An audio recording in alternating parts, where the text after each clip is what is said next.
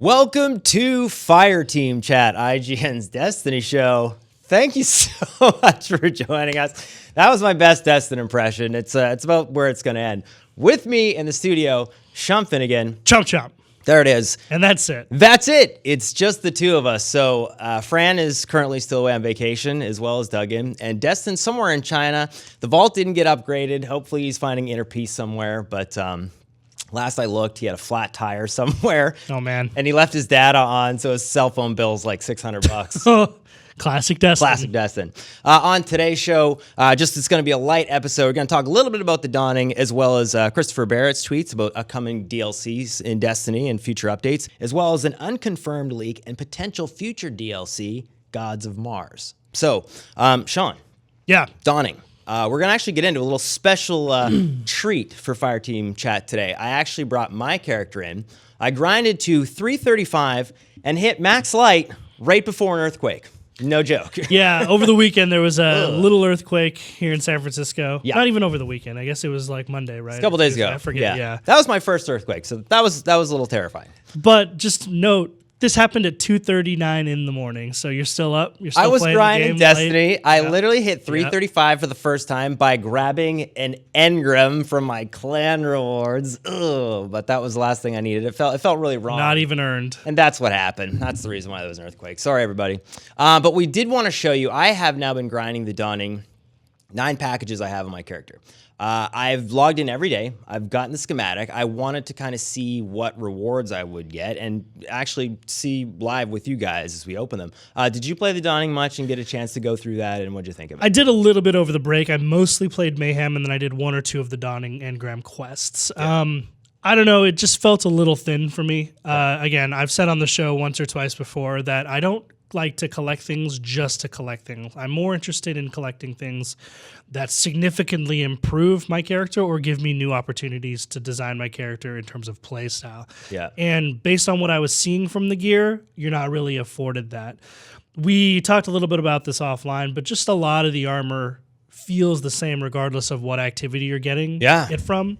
And that, that is a really easy way to kind of not get my interest. So I didn't do too much of that, but I played a lot of Mayhem. And man, Mayhem's still fun. Mayhem's fun. Still fun. And that's the thing. People were talking about, what's weird about Mayhem from Destiny 1 in comparison to Destiny 2. And a lot of people were saying that they didn't really care for Mayhem in Destiny 1 because they thought maybe it was like too crazy or too wild.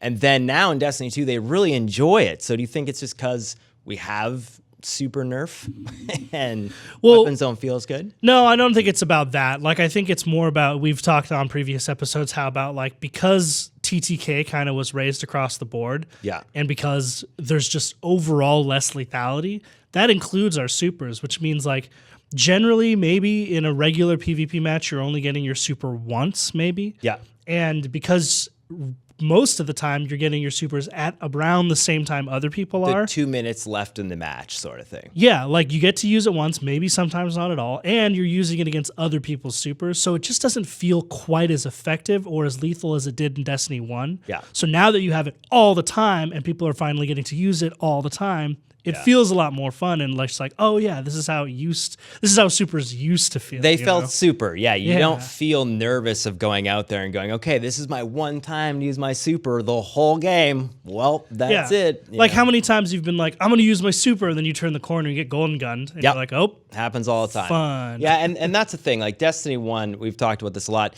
It's weird for me to look back and just see how when it first came out, though, people comparing it to Halo. So what's odd is that I feel like Bungie is kind of in like a state where like no matter what they do, they kind of can't win. When Destiny 1 was first released, the TTK was too short. I looked and saw a lot of that kind of stuff. So now it's like they've extended it, and not by a lot. Like it's an extra shot. It's like few kind of millisecond or like, half a second sort of thing with certain weapons, but it's enough where that is the difference of changing the gameplay. that can be an eternity, Yeah. Fortunate that the Nova Bomb glitch is there with the Warlocks. That was a thing that we didn't notice, when we first came into it, because I played only a few matches before we talked about it at the end of the year. But basically, I wanted to show you my character here. So I'm going to talk through this because I know we do an audio podcast as well. So for the people out there just listening, all kinds of schematics here that I've collected and completed. So Gaul Stress Toy, Auto Umbrella,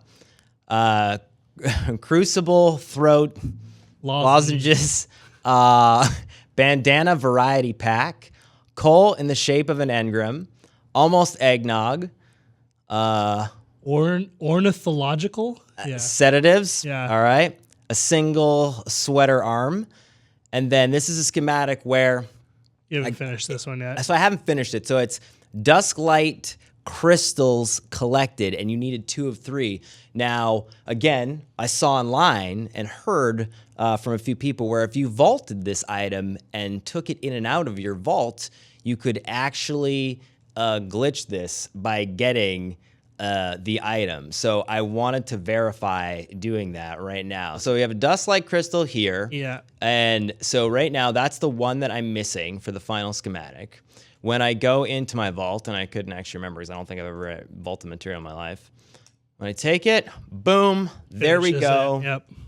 That completed the quest. So now you have 9 full quests, like 9 full things that you've completed. Yes. That you can go turn in now for rewards. Yeah. Now I think the goal here is you're going to turn them all in kind of one at a time. Yeah. And we're going to see like if we feel like the rewards you get are worth the effort that you put in. Yes. Now you were saying each one of these roughly took you about 40 minutes to complete. So I grinded. The biggest complaint that people have with the grind is that the resources for obtaining those things is random. I liked kill 50 Taken, kill 50 Vex, kill whatever, because I found out the area of the map that the Vex were on. I was like, cool. Yeah. Resource grind for this, wait for it to appear, not cool. That is kind of, something that I personally didn't enjoy. And I think that that's why people are not like excited to complete those kind of things. So anyways. Side note, you're playing this is on PC, aren't you? This is on PC. It's only 30 frames because of our studio setup, but this is a 60 frame. Yeah, I was going to say, what we're looking at is that's 60 FPS. Yes. That's 30 FPS. Yeah, in the studio, it's 30. So if you're watching on YouTube, it's 30. So Dawning's gift is Zavala. We're walking up, and we're seeing what Zavala is giving us.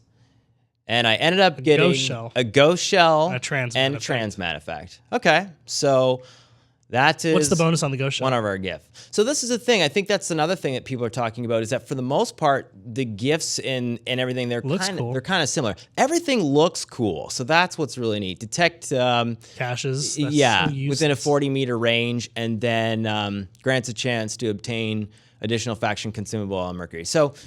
there's a lot of these kind of things where you don't really gain much from these things. So they are cosmetic. I mean, for all intents and purposes, they're cosmetic. Like, those do affect gameplay a little bit. A little. But, like, so negligibly that they're not even worth talking about. This is the issue. So because Eververse is selling mostly only cosmetic items, and it doesn't really give you something that is beneficial to win. It's not a pay to win. It does assist you in PvE elements. That is still something where I think people are a little bit concerned with how the Dawning works and with how loot boxes and Eververse in general, right? I'm one of those people. Yeah. Go ahead and turn this one in. All right. Turn this one in. So Another ghost shell and 2 shaders. And a shader. All right. So now who else do we got on the map here? We're going to take a quick peek. We can go to Shax. Shax got a little item for us as well. We're going to turn that in and see what Shax gives us. A ghost shell. Shax is giving us... oh, a vehicle. Sparrow and a shader. All right. So then we ended up getting a Sparrow, Shimmering Iris. And so I've got a couple Sparrows, but that's a Dawning Sparrow. And so... there's still a lot of items that you're getting, but a lot of these things, they don't feel really that special because they're all kind of the same. I mean, I don't know about you, but like the moment I got my exotic Sparrow, like I've just had that equipped forever and ever. Yeah. Yeah, and there's no... so I think I remember the Trick Sparrow that you got in Destiny 1. I'm waiting for that to appear. Yeah, like once SRL comes back around, there may be other reasons to collect Sparrows. Because like there were definitely Sparrows that were better in SRL than there were just in the overworld. And the horns that you could get for the different horns. Too. Yeah, that was cool. All right, so we're at Hawthorne. Picking this one up. Another one in. A ship. Ship and a shader. So now we have another ship, another shader, and what do we get this time? Joyfire. Joyfire was the ship that we got. Do we see it? Yeah. Here, let's just inspect it real quick. So again, for the people listening at home, we're just kind of going through some of the things. We got cool looking ship, but I've seen the design before. You know? There's not been a great amount of variation with the ships. Like all of them share a lot of the same base. You know what I mean? I think the issue too is that I've seen a lot of people in the comments section saying, you know, they miss being able to grind an area or an activity like the raid and get a special ship. It was an incentive to do the raid over again. And it was proof that you'd done it. And it was proof, like emblems and stuff, that you had done it. Yeah, so I missed that. Having all that stuff behind Eververse is not great, but I think that's one of those things that they're addressing. Not great. Actually, while we're heading there, why don't you read Chris Barrett's tweet? They did end up tweeting a couple things right before the holiday season. This was before we taped our last episode. And so this was, so it said this was December 22nd. So yeah, right as basically all of us were starting to leave the office. Yeah. Chris Barrett says, "Happy holidays, Guardians. I hope you're enjoying the dawning, or at least a bit of the chaos and mayhem. There are a few things I want to mention before the year ends. For the upcoming Iron Banner and Faction Rally events, in addition to brand new seasonal armor ornaments, we're adding new themed sparrows, ghost ships, and shaders to the reward pools. Also, early next year, we're refactoring raid itemization across the game. The most difficult activities should be the most rewarding." I agree with that. True. And finally, I say we know it a lot, but we hear your feedback on Eververse.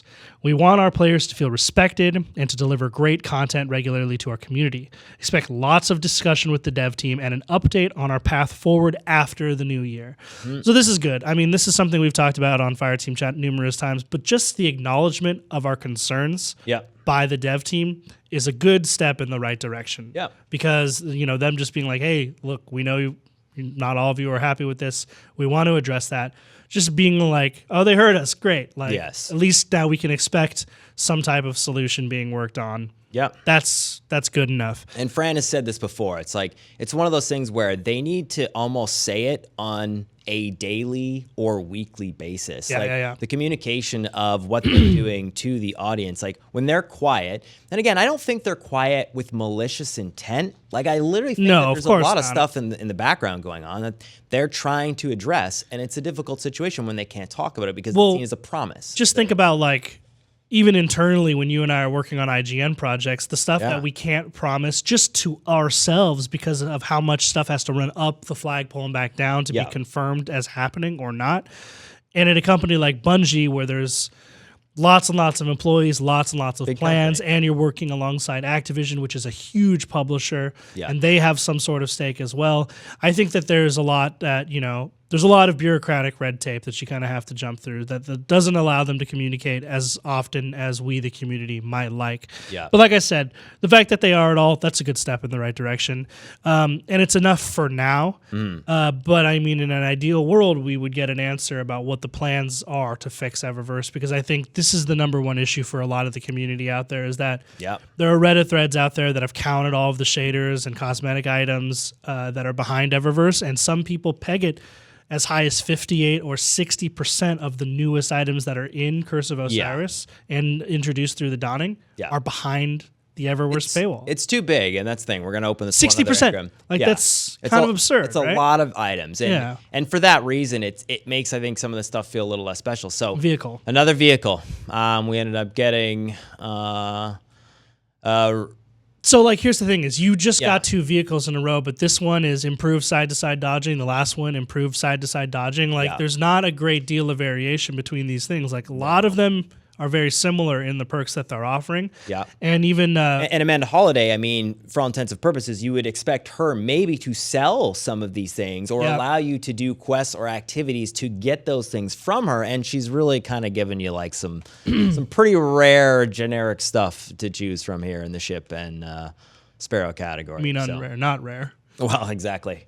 Common, rare, common gear. But yeah, it definitely is. I think looking at a bunch of the comments and feedback from the community, the loot pool behind Eververse is just too large. Yeah. There's a lot of stuff there that should be in the game for us to chase, and I think that's their fundamental fault with loot boxes. There's the other predatory argument and other things like that. I mean, I want to make a point that, again, I don't think is a very popular opinion. It's like, you know, I think obviously with microtransaction, all that stuff, there's going to be a lot of this kind of stuff in the future of AAA games. There's a big debate right now, especially with Battlefront 2, where is this the right thing moving forward for companies and players? And I'm not sure that it is. I don't know concretely that it's not, but what's an alternative? Like, what do they do now? I think like any mechanic or any feature in a game, like it is if it's implemented correctly. Like it becomes predatory when people don't feel like they're gaining the right value for how much time invested and or money invested. But in games where you feel like you're getting a lot of great rewards, cosmetic or not, for the time invested, then that loot box mechanic absolutely does work. Case in point, Halo, right? Halo has essentially the same system. They're not loot boxes, they're called requisitions, rec packs. Yeah. And here's the thing. I get one every day just for logging in. Right. And then I get another one for winning in each playlist. So I can get one in Arena, I can get one in Warzone, and then there's just bonuses for every time you level up, you get one. Yeah. And all of these are giving me a huge amount of rec cards that I can use again in the games that I play to earn more rec cards. And this is a perfect loop because, one, I can spend money on them if I want, but I never do because I earn them quickly enough just by playing. Yeah. And when a new DLC opens up or when there's a new feature added, those same rec packs are available through that activity. So it's not like when the Dawning came around and you play the Dawning content and you level up, you don't get a Dawning engram, you get a regular bright engram. And it's not like that in Halo. And so a game like Halo does it perfectly right, I think. So the argument, like, is it wrong or is it like right for games that are AAA $60 releases to have loot boxes in? I don't think that there's a clear-cut yes or no. Yeah. I think it depends highly on implementation. And unfortunately, I don't know that Destiny has implemented it quite right because you have a large section of your community that has a problem with it. Yes, and I think that's the issue. Everybody, the hashtag that was trending is hashtag remove Eververse, which we are at the Eververse right now. I just wanted to jump in here and just look at all this stuff. I don't want to stay here too long, so we're money. just kind of going to look through some of the stuff. Yeah, it's like, oh, okay, what do we need here? We're going to get one. Oh, you do not have enough silver. Would you like to buy? So I actually have not purchased anything in Destiny 1 or 2 ever. I did in 1. You did in 1. So when the Taken King came out, remember you get to get the Taken armor? Yeah. For Titans, it was called Desolate armor. Yeah. Unless maybe that was what it was called all across the board. Oh yeah, and it was just like you were like, but yeah, like see-through, like dude, not see-through, but like the shimmery black and white sort of like monochromatic look, and I was like, whoa, that looks cool, and I spent like $10 to like just get a bunch of packages as fast as I could, so that I could unlock that set because I thought it looked really cool. Right. Did you feel? And I can't remember the context of that. Was that only a time exclusive thing or no? Or that was just like you could do it? I think no, for most of the Taken King. You could earn the Desolate drops. Yes, but they were pretty rare.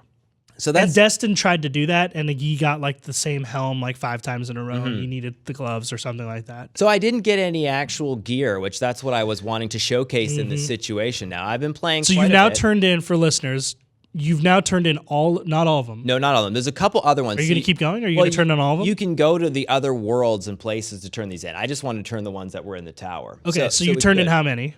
I turned in 3, right? 1, 2, 3, 4, 5. I turned in 5. Got no armor drop. No armor. Ghosts, sparrows, and like a ship or two. And ship and shaders and stuff like that. Yeah. So I have actually, by playing, got the Winterheart cloak. That's the hunter one, and then the boots, the strides. I haven't gotten the helmet yet, so I have the gauntlets as well. The grips. So I'm missing basically the helmet and the chest armor. So you got like half a set. So I got half a set. So I've been playing fairly regularly. I did get the sword. That's cool. By just logging in and walking up to Ikora this morning, and that was the gift. So the sword just dropped as a gift.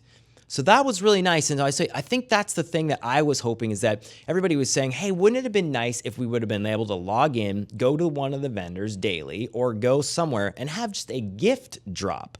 So even that, I think, would have done a little bit more to quell is not the right word. In this situation where hashtag Eververse came along, the game obviously had Dawning implemented in it. There's not much they could have done.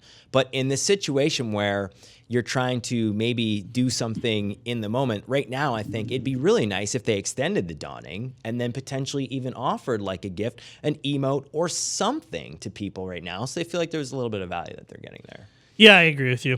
And just like, On a side note, for me personally, and I don't know if I'm the only Guardian out there who feels this, but like to me, all of the stuff that you just earned, like that's not content.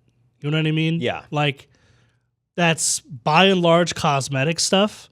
And, you know, I don't know, that sword isn't better than it stares back, like the raid sword. So I'm not all that interested in it, you know? And that's the thing, like raid perks to gear and all that stuff. I've seen so many comments about people saying, I want to chase gear that has meaning to it. Yeah. And for me, I think that just looking at the system, I kept hoping and wishing the mod system was going to turn into that.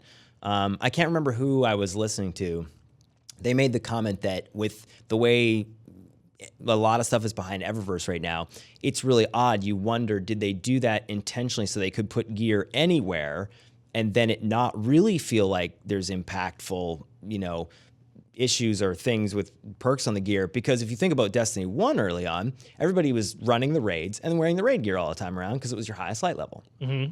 Now, you're not concerned about what you have for gear because you can max it to the light. So it's turned into vanity only, but that vanity doesn't help you at all in any activity of the game. And with light gone for banner and trials and everything else, you're really just doing the raid with your light level. It seems like a misstep there. Yeah, I mean, like philosophically, I can understand why you would want to potentially remove the perks and the bonuses that you got from gear specific stuff. So like, yeah, like you mentioned, you know, the raid gear would offer stuff like when you're carrying the ball, you take 50% less damage. Yeah. Obviously very desirable because when you're carrying the ball, you can't fire back. Yeah. And you want to take less damage from the things that are shooting at you.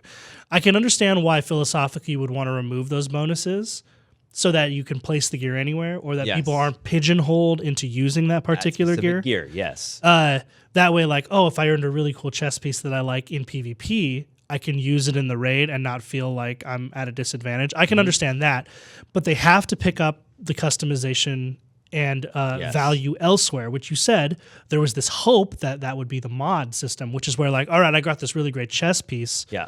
Now I want to use it in PvP. I'll put like a mod that, you know, I take that game type. Yeah, like that assists that game type. Like it makes me better in PvP. And then like I have a different chest, or even potentially the same chest, a different one. Yeah. That's modded for PvE, and then I can switch the gear. Because this idea of optimization and min-maxing is what I think draws players back to Destiny over and over again. It's missing in Destiny 2. And it's missing. All the gear feels the same no matter what you're doing. Yeah. And none of it feels significantly better or worse than the other stuff. Yeah. And I think now looking at the way Masterworks Core came out with Curse of Osiris, I think, too, like, again, you talk about working at a big company. There's a lot of things that probably happen behind the scenes that you're trying to figure out why, and that's the challenge. And so when you see these things roll out slowly, you lose sight of the DLC. You lose sight of, oh, hey, I'm doing all this new activity stuff, because your focus is on, well, I want to be able to add a stat to my gear. I want to be able to do this. Like, I want to play and chase the end game. Yeah. But the end game isn't there. Like, think about in Destiny 1, you'd get the item you finally wanted for a long time. Like, you first got that Fatebringer, and you're like, oh my gosh, Fatebringer, amazing. Yes. But you didn't use it yet because you had to level it all up and get it to its perfect maximum form before you, like,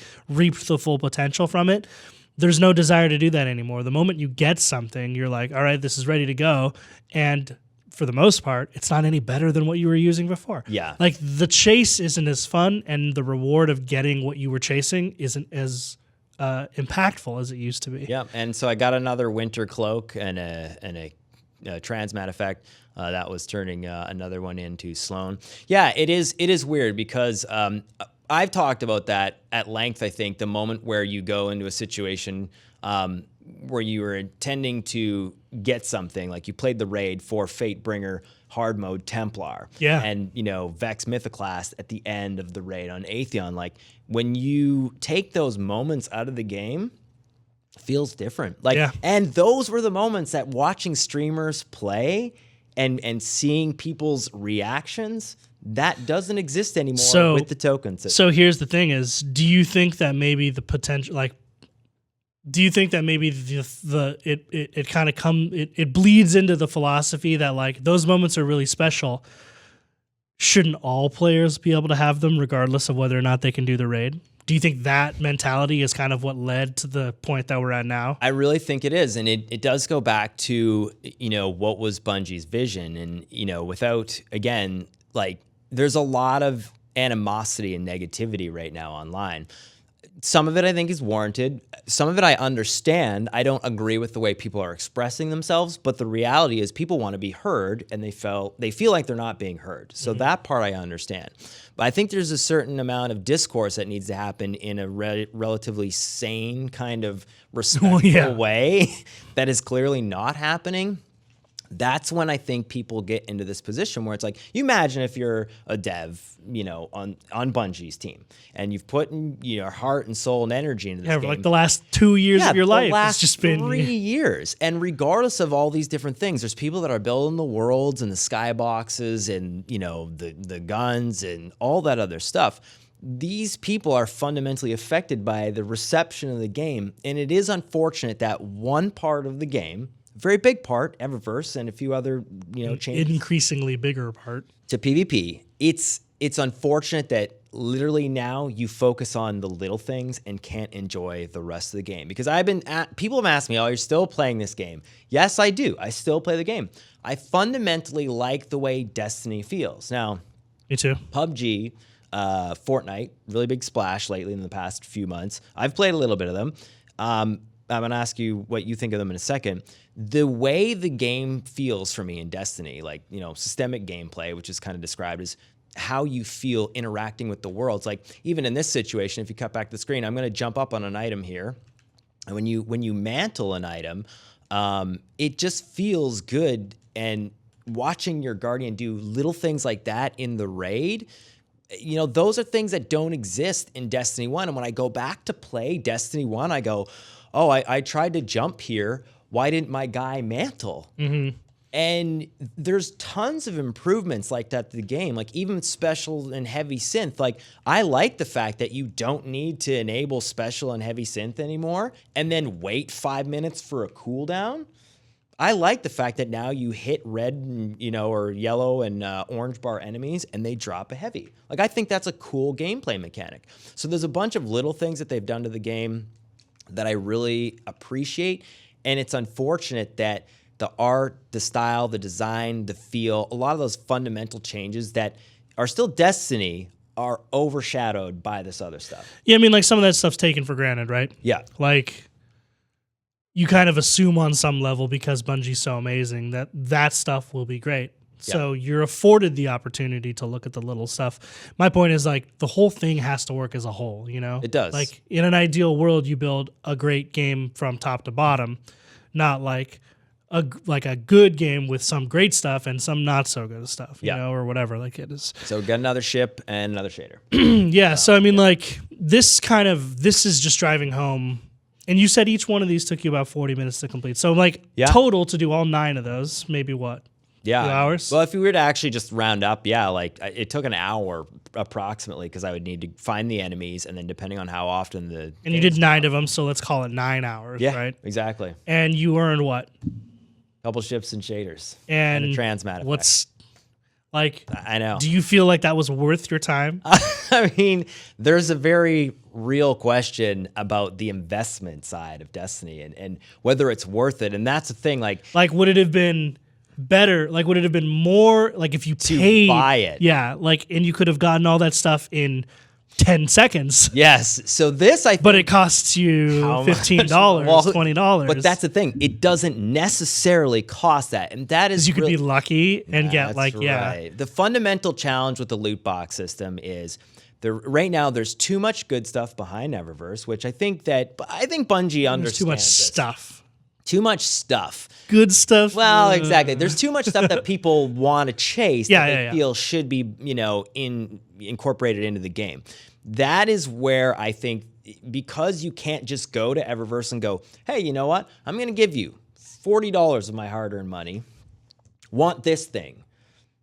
That's a problem. Yeah. Right? Like, I understand there should be maybe because it is this gambling mentality. It is. That's the predatory comment that people are saying. Like, if there was maybe like a half dozen things that were only chance items, okay. Like, or I'm down with that. Because you can still grind the game to get Bright Dust engrams in order to get those things. But they should also be like, if there's that one ship that people want, you should be able to spend $2 or $3 just to get that one ship. Well, yes, but right? It's like that. I think so. Like, I think if they had a bunch of ships, but I also think there's something special about having some things tied to RNG. Oh yeah, I agree. It is the chase. Like, yeah. And what's weird about Destiny is and I think Battlefront and other games don't have this problem, is that the fundamental reason why we play Destiny is for that chance drop. But when it's exploited to the extent that I feel like it is a little bit here in Destiny 2, it's everybody's a Cryptarch now. Yeah. Now it's like you had the moment, like before you just hated the Cryptarch. Now you hate everybody. You hate Shaxx, you hate Ikora. That's actually a really good point. Yeah, you're like, hey, you guys are all Cryptarchs and you all suck. You never give me what I want, and I can't stand any of you. Before I just hated the Cryptarch. Now I hate all of you. So yeah, that I think is a big challenge, and I think they're hearing that. I think that there was some positives of the token system. It feels like a very casual system. And I think it was, again, done to bring people in who felt that the game was too difficult. But from the people that I know who initially liked Destiny 1, who are not shooters, and there's this one person, Bethana, that I met in Germany when we did Gamescom. She'd never played any shooters, never played any kind of other MMO or anything like that. Destiny was her first game. She really likes the game still, but even she was saying, you know what, Destiny 1 taught me so much about how to grind and how to achieve things, and feeling like what I was doing had some value and accomplishment to it. Oh, yeah. And I think that feeling, like, we want that feeling again. Like, that's the feeling that's been stripped away in Destiny 2. And that's the reason why I think there's just a little bit too much hostility over Eververse. To sum it up, I mean, gosh, in Destiny 1 now, when they first introduced Eververse, I don't know who out there could maybe go find this episode, but there were a lot of people getting on my case specifically because they were like, oh, it won't be a problem. It's just cosmetic. Yeah. And I said, no, it's just the precedent of introducing microtransactions allows there a chance to be a slippery slope in the future. Yeah.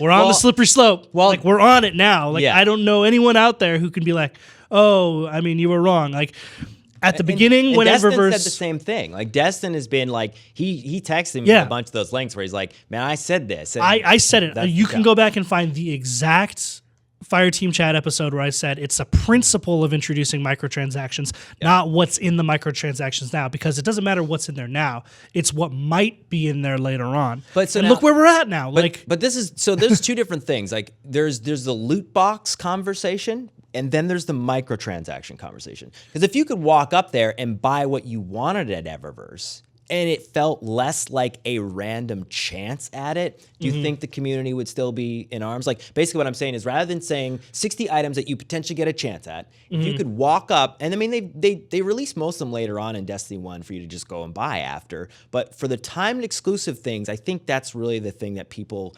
It's not even just the time exclusive things. Like, if you could buy the item you wanted at Eververse for X amount of cost for 100% chance, like, you're not rolling, you're not gambling, you could just go buy what you wanted for X cost, but you had the option to earn that same thing by doing a raid or whatever, then I don't think anyone would have a problem. Yeah. But the difference is that, one, the promise originally was that these items would all be cosmetic. Guess what? They're not. Yeah. Like, let's stop. Just because shaders and shaders is a bad example. Just because ghosts and sparrows aren't used all that much, we kind of group them into the cosmetic sort of thing. But they have gameplay, like variables to them that change the way the game works for some people. It's not a competitive advantage against another player, though. No, but it is gameplay changing. It's changing the game. So it's not just cosmetic. Let's stop pretending it is. Yeah. And that's where the problem lies. Now, you're right. Like, there's a difference between microtransactions. Like, loot boxes are a microtransaction. Yes. But not all microtransactions are loot boxes. Right. You're totally right. Yeah. And the distinction should be made. But the problem is in Destiny, they're essentially the same thing. Like there are no microtransactions that aren't. Yeah, they are loot tied boxes. to only loot boxes. Yeah. And I think that is really the thing that people are upset about. Yeah, that's why I was worried about it as well. Like that's what I wanted to end on is like, this is the situation we're in now is exactly what I feared back when they first introduced Eververse. Yeah. And everyone said, don't worry, what is in there right now is just cosmetic. And I was like, oh, but it won't be later. Trust me. And look where we're at. And so, yeah, to wrap it up, I will say that there needs to be a conversation too, I think, of just people trying to understand that, again, Bungie makes games. They're a company, Activision's a company. Those companies are trying to make money. This is not a good recommendation, I think, by most people because it interferes with the game. When you get into a situation where you want to enjoy the game and these things are kind of out there, it just takes away from some of the special feelings that you had. And I think that's the issue. Yeah. I think people want the special feeling in those, like there was no Dawning in Destiny 1 in the first Or just year. imagine if you're a new player jumping into Dawning and your friend who plays the game a lot is like, all right, so you have to spend all this time farming. Yeah. Or if you don't, you can spend $10 over here and get the same thing. And you're like, well, that doesn't sound that fun. Oh, I know. Yeah. I mean, I think this is where the conversation is going to go over the next years, and who knows when this will be solved. But right now, Battlefront 2 kind of kicked off, a big discussion. And I think, that was kind of what's capped off here in 2017. And who knows what'll happen in 2018. Yeah, it's really interesting, right? Because 2017 was the year we really saw everyone was okay with microtransactions before because they were mostly relegated to free-to-play games, right? Or mobile games. Yep. Games that cost you like $1 or $2 to play. Yeah. And now you're starting to see the predatory behaviors and the practices bleed over from those games into $60 AAA games. Yeah. And you got to wonder, do they have a place there? Yeah, and that's going to be the discussion. It's like you have a game, it costs a certain amount of money. Obviously, this game needs to be maintained. Games are not just, hey, we're going to put them out there, and then that's the game for the next 3 to 5 years. I want to play new Destiny content. I want to be able to play and have this game be supported over the next 4 to 5 years. So, if they do that, well, 3 to 4. Yeah. We'll see. Who knows? Yeah. I want to be able to support them in some way. This maybe doesn't feel like the right way. So yeah, it's exactly. one of those things I hope they can sort out. And yeah, it'll be interesting to see what happens in 2018. In other Destiny news, recently there was a possible leak, Gods of Mars. It's the new expansion that we think that could be coming out here. Gods of Mars features a brand new area for players to explore called Frigid Vale of Mars. You'll be going up against Charlemagne, who is reawakened on Mars, and imprison Rasputin within an ancient vault. So they detail a couple things like new story missions, new themed weapons, armors, cooperative activities, new competitive multiplayer arenas, and new enemy factions and bosses. Or faction, it's singular. But that's cool. I mean, new factions is one of those things that, looking back to what Destiny 2, and thinking what we were hoping it to be, there was no new enemy or faction. And I don't know if this means, everybody's saying it could be a reskin. Is it a brand new creature? What does this mean? But what are you hoping for, Sean, with this? Well, I mean, if this is indeed real. Yeah, so I guess we should be clear about that up front. This was a leak, and it hasn't been confirmed or denied by Bungie or Activision. Yep. But just by going off what the screenshot is, and the fact that this was not like some small sort of publication leak, this was actual PlayStation Network in both US and Japan that posted this screenshot, which looks ultra official. It's even got a $19.99 price tag on there. Somebody noticed that the Destiny 2 art on the left was a little bit squished. They were like, yeah, it doesn't. You're right. The art doesn't quite look right, but everything else kind of looks. Oh, and it says March 2018, which that is kind of when we knew the big content to be framed.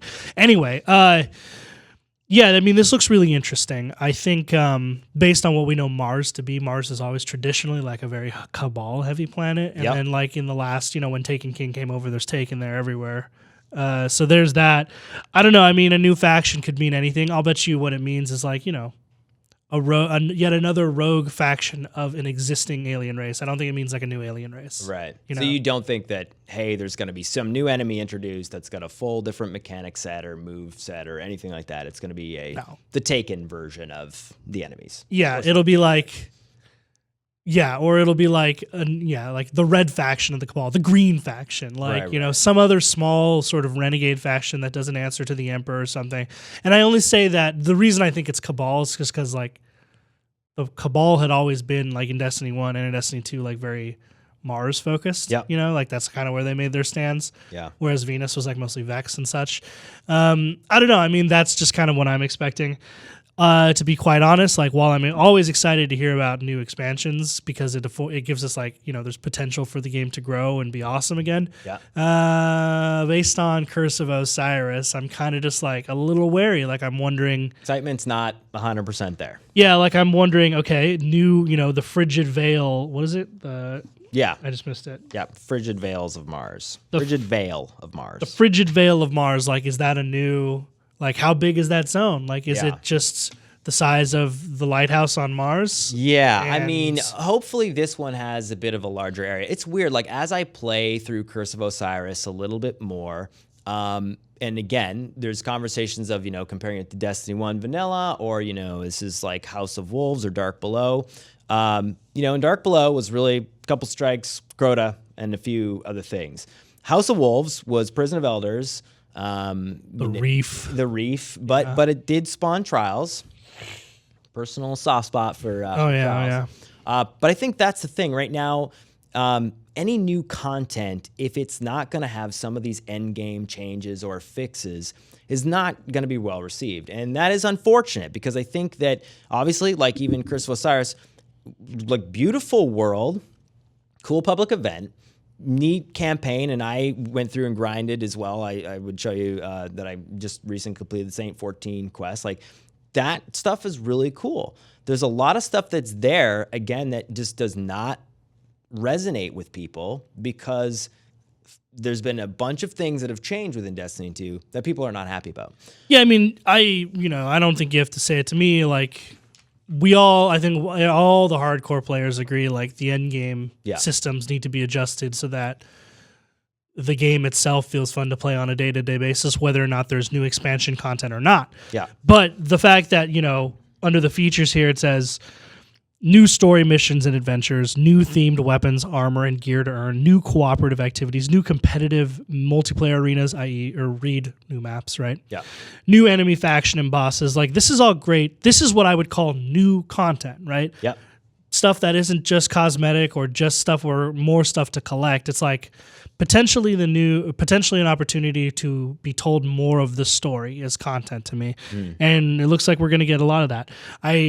Just relative to Curse of Osiris, I just hope it's a little bit more robust. Yep. Like I want to like go into these expansions and feel like I've gotten $20 of new content. Yeah. And the raid was really good. Did you like the raid lair from Curse of Osiris? I did really like the raid lair. I really enjoyed that. But I mean, again, I'm sure Duggan said it on the show. He mentioned it casually off camera multiple times. But like, if the content was $20, well, how much was that? Was it $20? Yeah, it's $20. Curse of Osiris, yeah.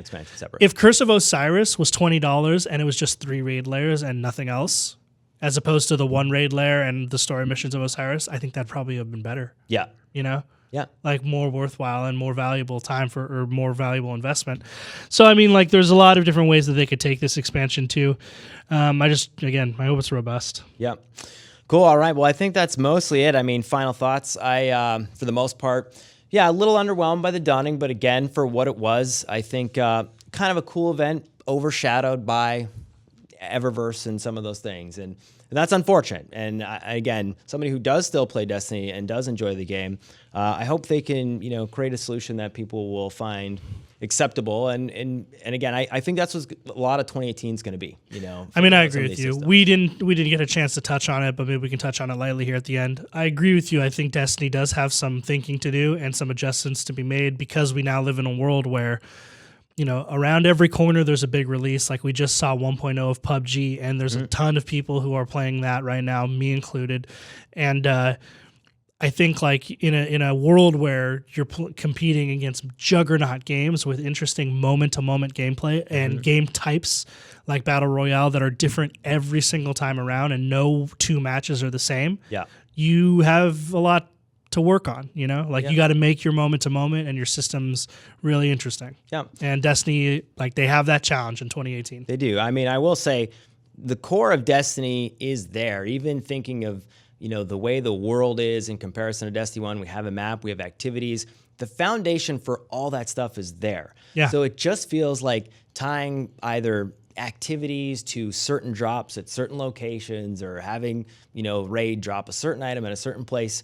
You know, it's not difficult for them to do, but there are some things that do need to be done, I think, for people to come on back and feel like they're enjoying the game again, the way we all enjoyed Destiny 1. What if Gods of Mars is like they just turn all of Mars into a battle royale thing? 100 Guardians dropped onto Mars out of a ship. They have to scavenge around to find weapons and armor and gear, and then it's the last one standing. PUBG lately, haven't you? PUBG is great. And the thing is, here's how you know it's good. Because it runs at like 8 frames a second on Xbox. It's so terribly optimized for that platform. That's the thing. And you know what? It's still so fun to play. So fun to play. That's what's crazy, is that the game mechanically feels so good to play still.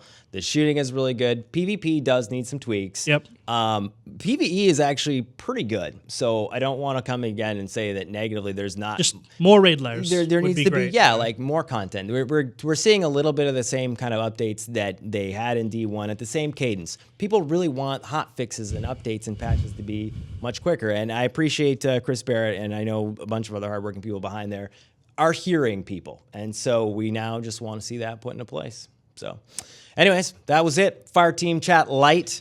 Yeah, 2-man squad. 2-man squad. This is reflective of our raid teams and in the game. I'm looking at my friends just going, guys, trials. Anyways, Fran, Destin, I hope you're enjoying your time off. They will be back with us again next week. Thank you, Sean, very much. And everybody out there, until next time, Guardians out. 2018, hosted, got an earthquake. There's a lot of cool stuff happening in 2018. First all around for you. That's right. I mean, for the most part, Destin is in China somewhere. I hope he makes it back. And I hope he's finding inner peace. Make the vault bigger. I'm doing that for you, Destin. Doing that for you. Well done.